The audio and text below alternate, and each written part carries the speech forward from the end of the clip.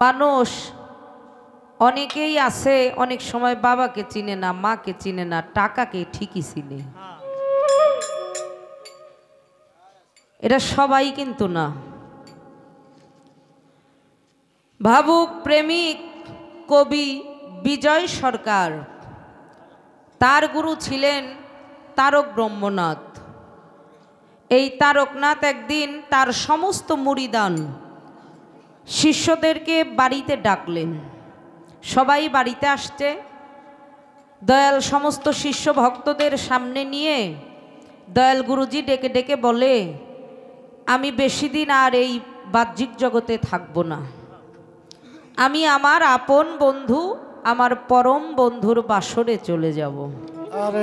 তো তোমাদের কারো যদি কিছু চাওয়ার থাকে আমার কাছ থেকে চেয়ে নাও।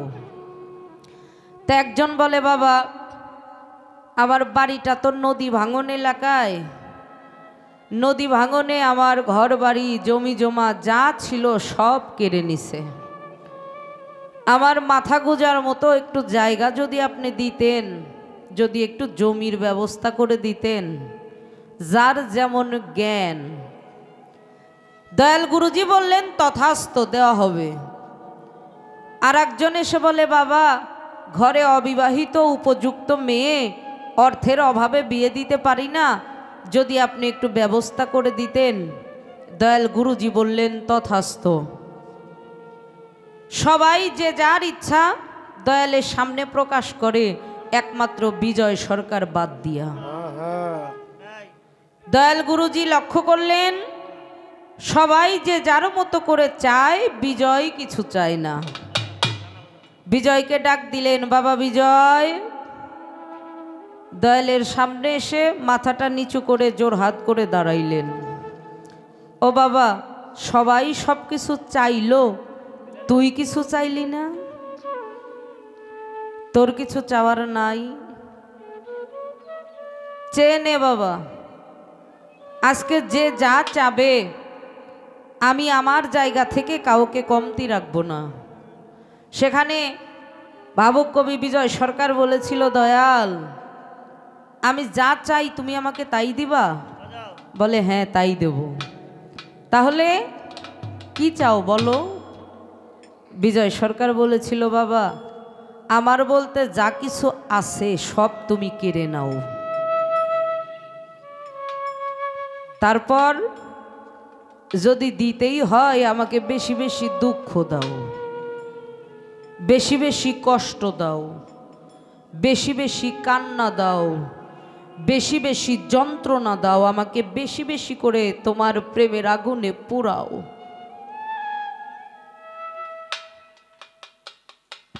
গুরুজি ডাক দিয়ে বলেছিল, বিজয় সবাই সুখের জন্য জমি চায়, টাকা চায়, আর তুই দুঃখ চাইলি, যন্ত্রণা চাইলি কেন বাবা? প্রেমিক কবি বিজয় সরকার বলেছিল, বাবা যদি তুমি আমাকে বেশি বেশি দুঃখ দাও, বেশি বেশি কষ্ট দাও, আমি যত দুঃখ পাবো, যত কষ্ট পাবো, তত বেশি বেশি আমি তোমার নামটা স্মরণ করতে পারবো। যে যার জায়গা থেকে কথাটা মিলাই নিবেন বাবা। একটা মানুষ যখন বেশি বেশি সুখ পায়, অনেক সময় আল্লাহর নামটাই সে ভুলে যায়। আল্লাহ বান্দাকে পরীক্ষা করে ধন সম্পত্তি দিয়ে, সুখ দিয়ে, দেখি আমার বান্দা আমাকে মনে রাখে কিনা। গানও লিখেছেন, যদি দুঃখ পেলে তোমাকে মেলে, তবে আমি দুঃখের সাগরেই বাইব তরি, আর যাব না সুখ সাগরে, যদি সুখ পেলে তোমায় ভুলতে পারি। জীবনে সুখ করলাম কত, সুখ হলো না মনের মতো, একদিনও হলাম না গুরুর অনুগত।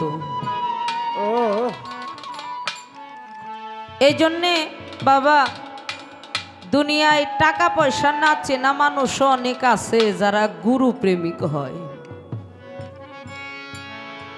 এই যে আমাদের টাঙ্গাইলের মহিম পাগল, নওশের পাগল, তিনি ছিলেন সরকারি আমিন, যারা জায়গা জমি মাপে ওদেরকে আপনাদের এলাকায় কি বলে? আমিনই তো বলে।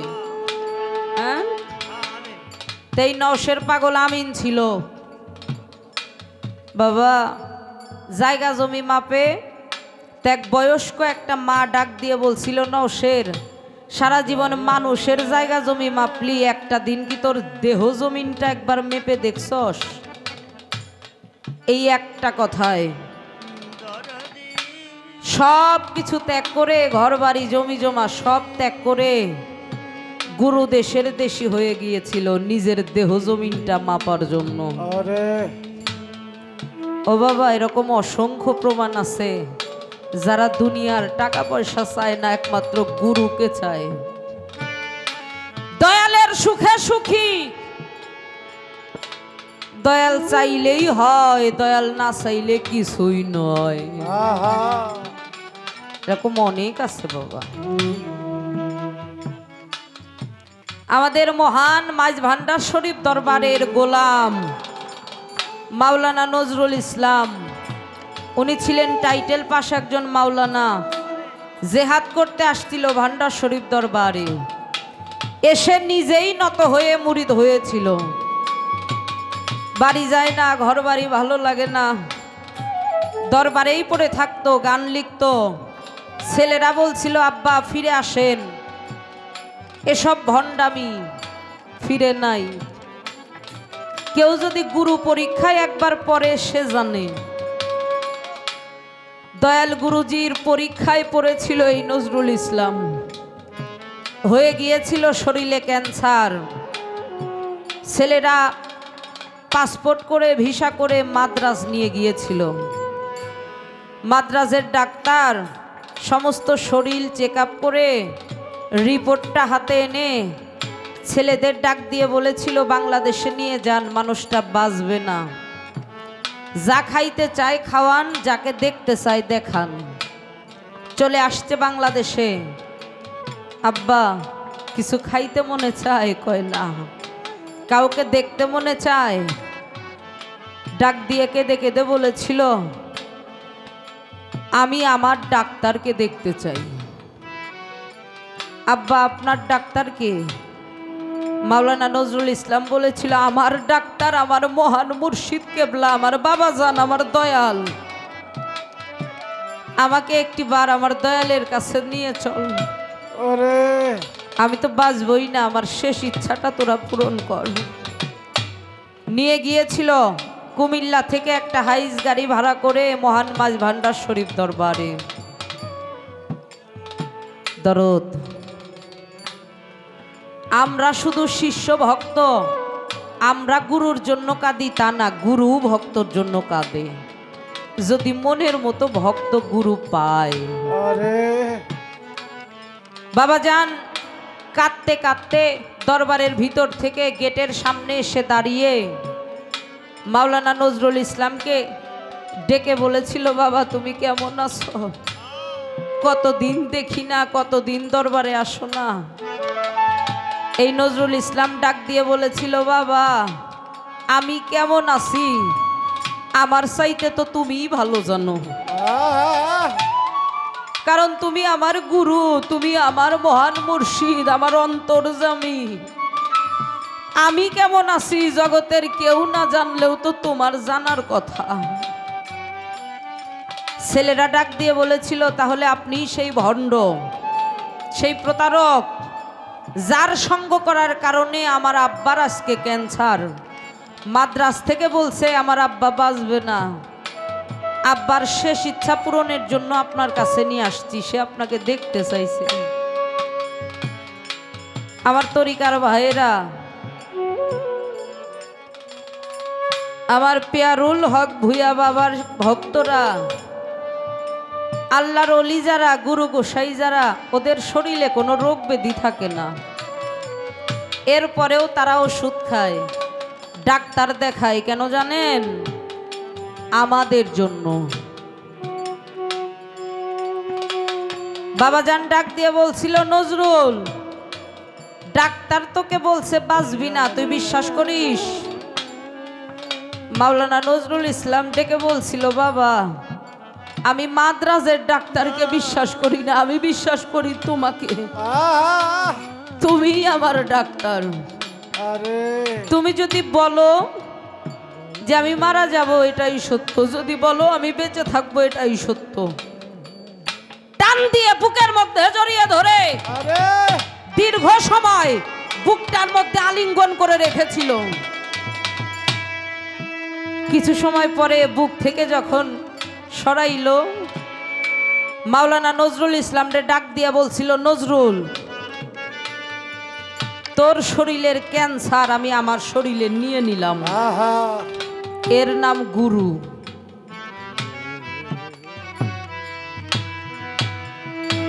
তোর শরীরের ক্যান্সার আমি আমার শরীরে নিয়ে নিলাম। সেই দিন থেকে মাওলানা নজরুল ইসলাম ক্যান্সার মুক্তভাবে 19 বছর জীবিত ছিল। আমাদের শিষ্য ভক্তদের ভালো রাখার জন্য গুরু শিষ্য ভক্তদের দেহের রোগ ব্যাধিও তার নিজের শরীরে ধারণ করে। আমরা বুঝি না, আমাদের বুঝার সমস্যা। তবে দয়াল, আপনি একটা কথা বলছেন, যদি শুধু স্টেজের বাইরে আমার ব্যক্তিগত কথা বলেন তাহলে আমি সেই মেয়ে। অল পৃথিবী এক সাইড, আমার গুরু আমার কাছে একটা সাইড। হিন্দু ধর্মের মধ্যে প্রশ্ন করা হয়েছিল, গুরুকে? গুরু ব্রহ্মা বলে না, এত ছোট জিনিস আমার গুরু না। গুরু বিষ্ণু বলে এত ছোট জিনিস আমার গুরু না। গুরু মহাদেব বলে এত ছোট জিনিস আমার গুরু না। তাহলে গুরুকে? গুরু রেব পরম ঈশ্বর।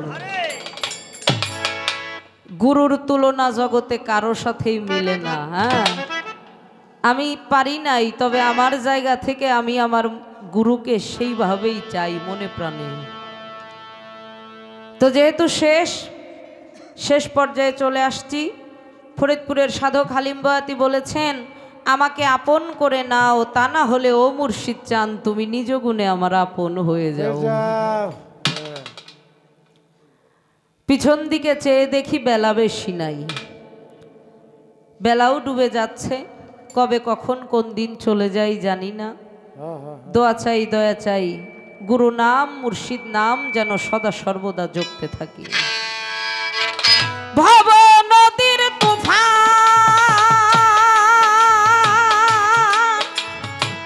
দেখারে আমি কান্দি যার যার হইয়া।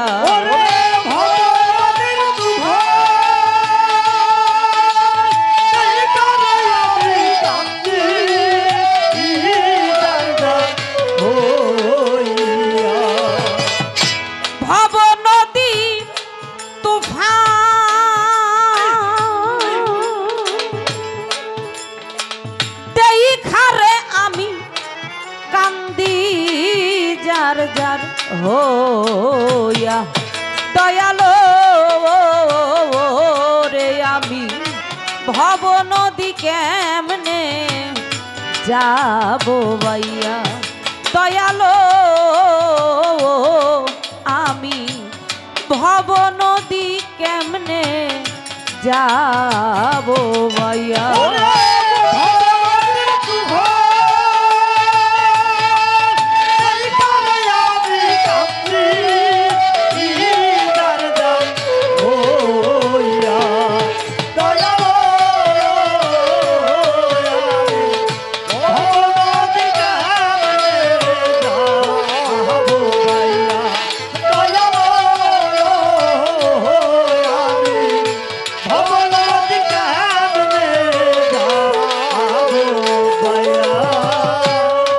আশা ছিল ভাই বিরাদার সকলে রে লইয়া, আশা ছিল ভাই বিরাদার সকলে রে লইয়া, আশা ছিল ভাই বিরাদার সকলে রে লইয়া।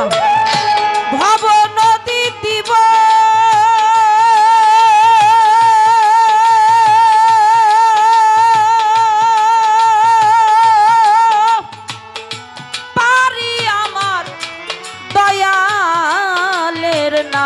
লইয়া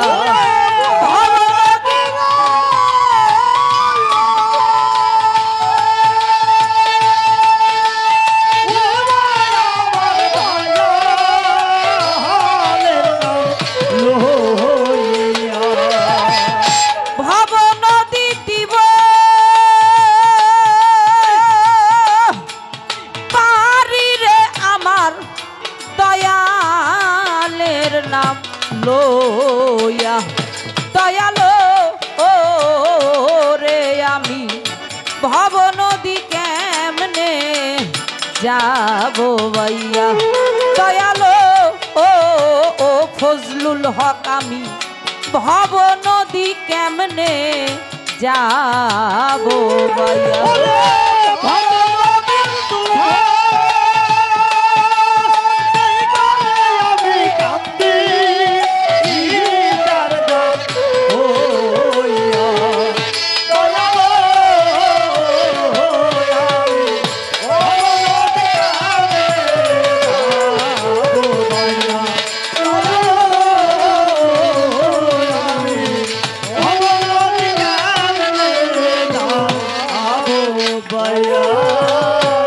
পিছন দিকে চেয়ে দেখি বেলা যায় ডুবিয়া পিছন দিকে তায়ার দেখি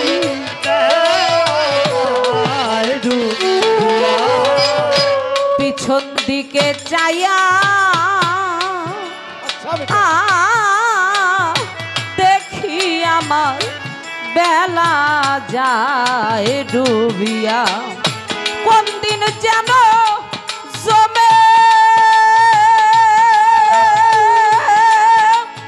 আইসারে আমায় নিবে রে বান্ধিয়া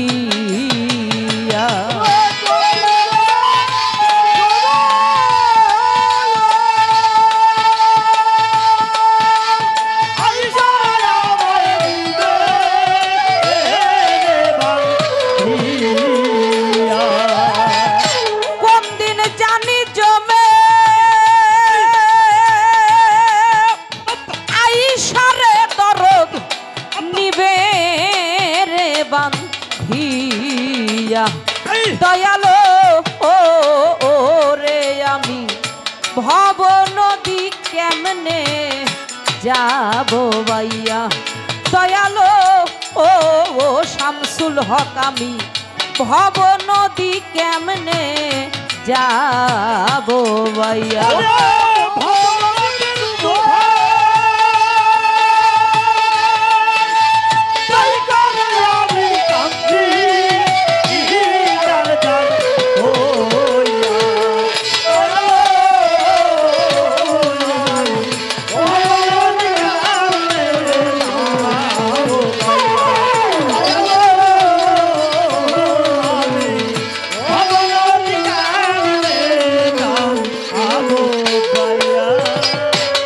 বাউল মেরাজ আলী কান্দে যায় না মাঝ বিছাইয়া বাউল মেরাজ আলী রে কান্দে যায় না আজ বিছাইয়া বাউল মেরাজ আলী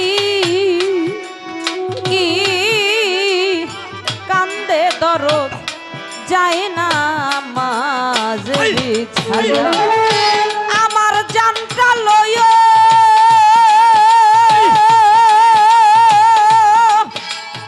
ও মুর্শিদ জান নিজে আজরাইল হোয়া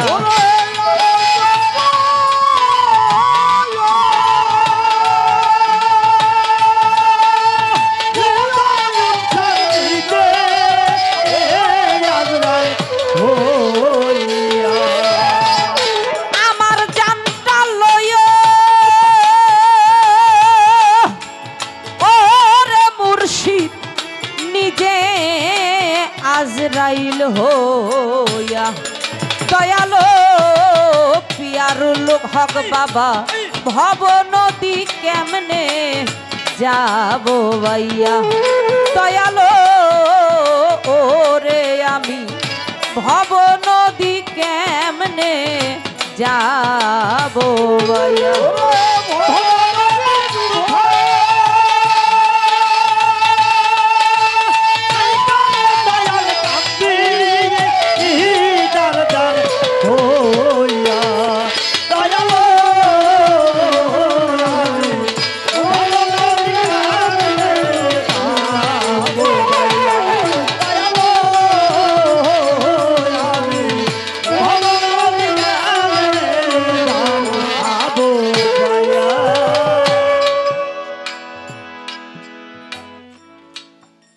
আশা তো একটা মানুষ কত কিছু নিয়েই করে, কারণ আশাই বাঁধে ঘর। প্রত্যেকটা মানুষ আশা করে, স্বপ্ন দেখে, কিন্তু এক সময় যখন বাস্তবে রূপান্তরিত না হয় তখন বুঝে কত বড় ভুলের মধ্যে মানুষটা ছিল। আরে আমরা কত আশা করি, বিপদে পড়লে আমার ভাই আছে, আমার অমুক আছে, আমার অমুক আছে, কত আশা করি, তাই না বাবা? বিপদে পড়ে দেখবেন পাশে কয়জনকে পাওয়া যায়? তিনটা মানুষ সব সময় পাশে থাকে, মা বাবা এবং গুরু। এই তিনটা জায়গা যার ঠিক থাকে সে এই জগতেরও ধনী, আখেরাতেরও ধনী। বাবা, আমার গুরুজি বলেছেন তার বাবাকে হারিয়েছেন তিনি। তবে আজকের এই দরবারটা আমার খুব ভালো লাগলো, মন থেকে কথাটা বললাম।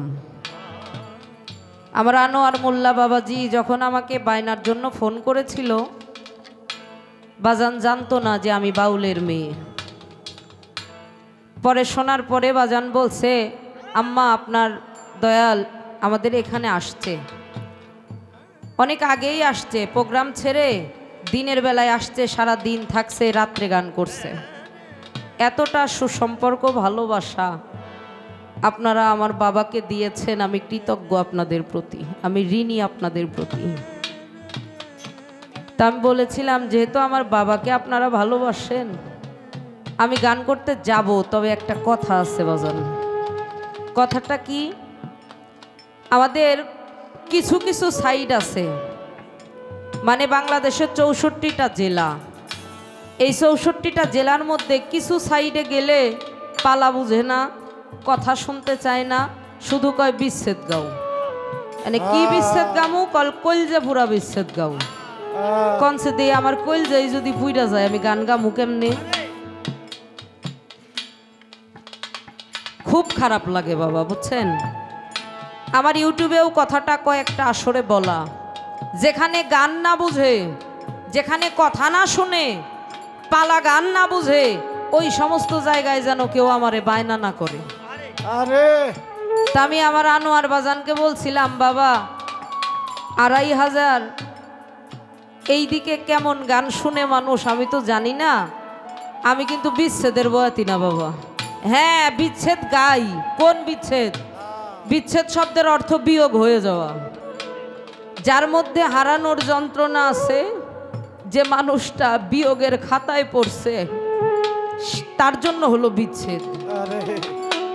আমি ওই সমস্ত বিচ্ছেদ জানি না। বন্ধু তোরে ভালোবাসা আমার ভিটায় ঘুঘু সরে, ওই গায়কই না আমি। আর আমার বাউল আমারে বলছে, দোয়া করে গেছে, মা তুমি কোনো ইয়াং জেনারেশনের শিল্পী না, তুমি হলো ভাবুক প্রেমিক যারা তাদের শিল্পী তুমি। এই জন্য আমি টাকার বিনিময়ে গান করি সত্য, সব জায়গায় গাই না বাবা। আর আসি কি না আসি দয়াল, আর আনে কি না আনে জানি না, আমি হৃদয় থেকে এই দরবারটা ভক্তি করে গেলাম। ভালো লাগছে আমার, খুবই ভালো লাগছে।